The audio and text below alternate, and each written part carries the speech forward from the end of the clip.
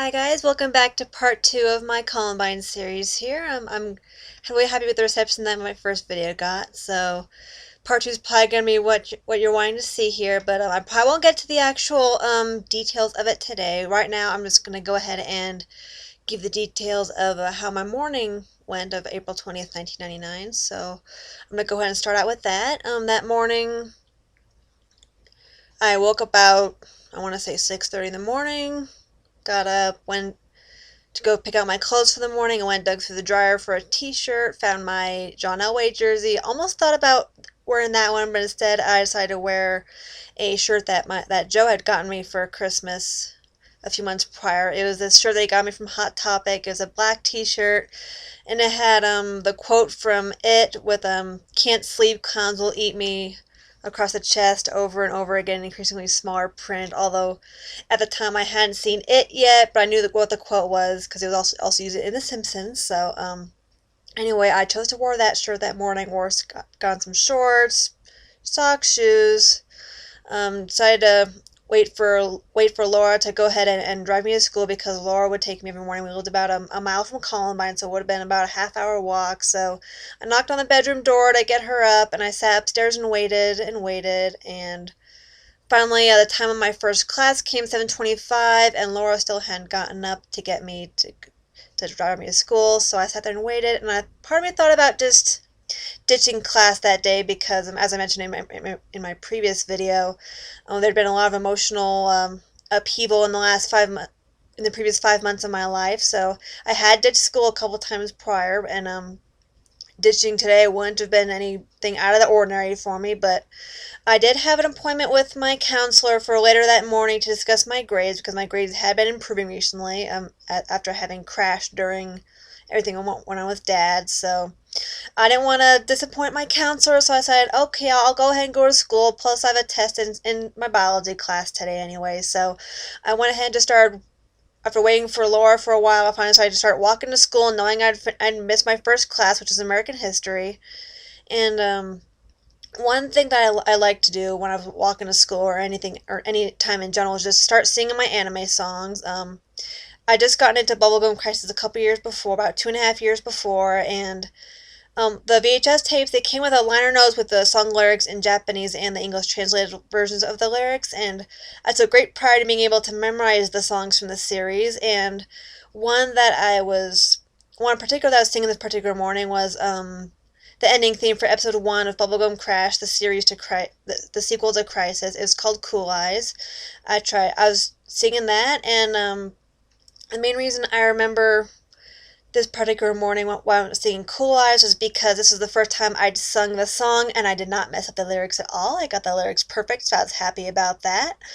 And when I got to school, it was probably about, I want to say 8:05, 8:10, so first period was almost over, so I just went ahead and went to the vending machine.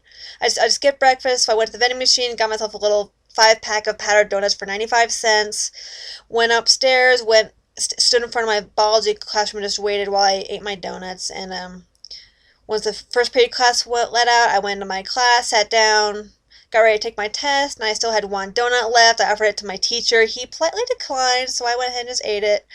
I took my test in biology a few minutes later. It was on the digestive system, and then third period class was my Art of the World class. My teacher was Miss Nielsen, and what we were doing in that class, what we're doing in that class for the past few weeks, we'd each been working on these fictional African sculptures that we'd all made up, and this morning we're just putting some of the finer details on it. So I gave myself the responsibility of painting on these gold bracelets on the wrists of the sculpture, which was taller than I was. But anyway, I started painting on the bracelets with gold paint, and I ran out of gold paint on the one hand, so then I had to switch to yellow paint for the other hand. And then my fourth period class was Spanish class, and what we've been doing recently in there was we'd been watching this telenovela called Destinos, and we would have to take certain notes while watching that. So I sat there in Spanish class, take my notes, watching Destinos, and it was just a regular Spanish class. And then Excuse me. And then after Spanish class was my lunch period, but I realized that, oh crap, I used my lunch money for the donuts this morning, so I couldn't have lunch. And I figured, hey, my appointment with Miss Asbury, my counselor, it's near the end of my lunch. My appointment was due at the end of my lunch period anyway, so I figured I'll just go ahead and just kill some time up in the library, just sit up there until it's time for me to go to my appointment. So I went upstairs to the library, and I went into the library like I usually do. Well, the layout of the library is there was three sections in the library. They're each divided up by a series of bookshelves. And my favorite section to sit in was the back of the library near the windows because there's better lighting, there's the computers back there, there's the magazines back there, and plus the windows give you an awesome view of the Rocky Mountains, so I was like sitting in the back of the library. So I went back there. I grabbed that day's copy of the Rocky Mountain News because I loved reading the Rocky Mountain News. I was a geek. So I sat down at a table in the back by myself and just started reading the Rocky Mountain News like I did every morning. Went through the through the local section, went through some of the other articles, I reached the sports section, went through that, and in the back of the sports section, there was this one particular article about how the Columbine girls soccer team had dealt Chatfield, Columbine's rival, their first loss of the season. So I remember looking at that very well. And then right about then, I started hearing these popping noises over to my right, outside the window. Pop, pop, pop. I remember kind of just looking up from my article, just thinking, who's popping firecrackers? Because that's what it sounded like firecrackers. And a few other kids in my section, they kind of looked up as well, looked out the window. Someone stood up and looked out the window. They didn't see anything, so they sat back down and resumed whatever they were doing.